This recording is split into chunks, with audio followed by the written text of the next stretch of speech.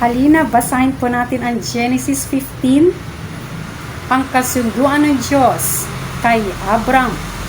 Pagkaraan na lahat na ito, si Abram ay nagkaroon ng isang pangitain. Sinabi sa kanya ni Yahweh, "Abram, huwag kang matakot. Ako ang iyong kalasag na mag-iingat sa iyo. Bibigyan kita ng napakalaking gantimpala." Ngunit sinabi ni Abram, "Panginoon Yahweh, ano pang kabuluhan na gantimpala mo sa akin kung wala naman ako anak? Wala ako tagapagmana kundi si Eliezer na taga Damasco. Hindi mo ako pinagkalooban na anak, kaya ang alipin kong ito ang magmamana ng aking ari-arian." Subalit sinabi ni Yahweh, "Hindi isang alipin ang iyong magiging tagapagmana. Ang sarili mong anak ang magiging tagapagmana." Dinala siya ni Yahweh sa labas at sinabi sa kanya, "Tumingin ka sa langit at masdan mo ang mga bituin. Mabibilang mo ba iyan? Ganyang karami ang magiging lahi mo." Si Abram ay sumasampalataya kay Yahweh at dahil dito, siya'y itinuring ni Yahweh bilang isang taong matuwid. Sinabi pa ni Yahweh kay Abram, "Ako ang kumuha sa iyo sa bayan ng Ur na Kaldea upang ibigay sa iyo ang lupaing ito." Itinanong naman ni Abram, "Panginoon Yahweh, paano ko malalaman itong magiging akin?" Sinabi sa kanya, "Dalhan mo ako ng isang baka, isang babaeng kambing, at isang tupa. Bawat isa'y 3 taon ang gulang. Magdala ka rin ng isang kalapati at isang bato-bato." Dinala nga ni Abram ang lahat na iyon at biniyak ang bawat isa, maliban sa mga ibon. Inihani niya magkakapatong ang pinaghating hayop.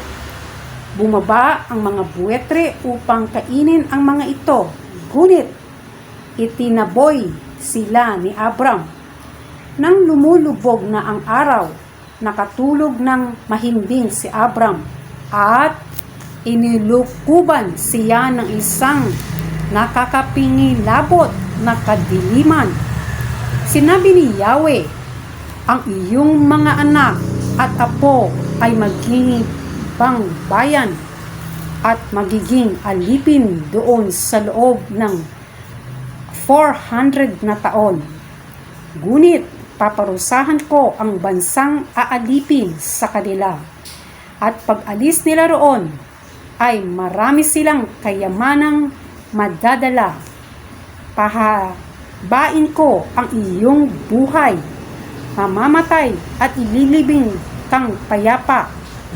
Daraan muna ang 4 na salinlahi bago sila makabalik dito, sapagkat hindi ko muna paparusahan ang mga Amoreo hanggang sa maging sukdulan ang kanilang kasamaan."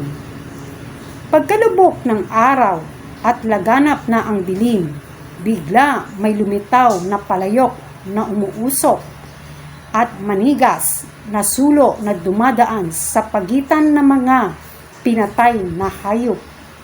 At ng araw na iyon, gumawa si Yahweh ng kasunduan nila ni Abram at ganito ang sinabi niya, "Ibibigay sa lahi mo ang lupaing ito mula sa hanggahan ng Ehipto hanggang sa ilog na Euphrates, kasama ang lupain ng mga Sineo, Senizeo, Kadmoneo, Heteo, Perezeo at Refaita. Ngayon din ang lupain ng mga Amoreo, Cananeo, Jerseo at Jebuseo." Yun lang po, purihin natin ang Diyos. What is the main lesson to learn here? First, even though Abram, his faith faltered, God still considered him as a man of faith. Because of his faith, God promised to both protect him and reward him. Jesus reveals that He will also protect and reward you when you have faith in Him. Second, God promised that Abraham's descendants would be like the dust, sun, and stars. This revealed that his descendants would be numerous. It also revealed that his people would be slowly transformed from dust to sand to stars in heaven. When you have faith in Jesus, you will also be transformed in 3 stages. You will first be redeemed and born again like the dust you were created from. You will then be sanctified like sand or precious metal through both afflictions and molding of the Holy Spirit in heaven. You will then be glorified with a new body that will glow like the stars. Third, God reveals that Abraham was considered righteous because he believed in His promises. When you believe in faith in Jesus, He will also make righteous. Fourth, after Abraham's faith failed him again, God reassured him through a blood of covenant. A bird then tried to steal the animal carcass, but Abraham drove it away. The bird symbolizes Satan. He tries to steal or defeat God's promises. Yet, when you have faith in Christ, His promises cannot be defeated or taken away. Fifth, in a vision, God showed Abraham that his descendants would suffer through 400 years of captivity. When you have faith, Christ reveals that He will also use affliction to transform you to be like Him. 6. God also showed Abraham that the people of Canaan would be judged when their sins were ripe, 400 years in the future. His people would be the instrument of His future judgment. From this, Christ reveals that you will also be the salt and light that will bring judgment upon the world. Finally, God repeated His land grant of the promised land to Abraham's future descendants when you have faith in Jesus. He also promises to give you an inheritance in the eternal promised land in heaven.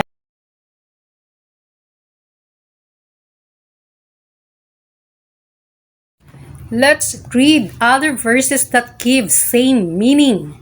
In Genesis 15 verse 1, the Lord said to Abram, I am your shield and your exceeding great reward. In Luke 6 verse 23, same context to verse 1 of Genesis. When you are made righteous through faith in Jesus Christ, He will reward you in heaven. Be glad in that day and leap for joy, for behold, your reward is great in heaven. Genesis 15:5. Look now toward heaven and tell the stars, if you be able to number them. And he said unto him, so shall your seed be.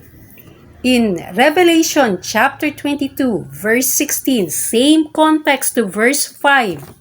I, Jesus, have sent my angel to testify to you these things for the churches. I am the root and the descendants of David, the bright morning star. Genesis chapter 15, verse 16. But in the 4th generation they shall come hither again, for the iniquity of the Amorites is not yet full. In Matthew chapter 5, verse 13 to 16, same context to verse 16.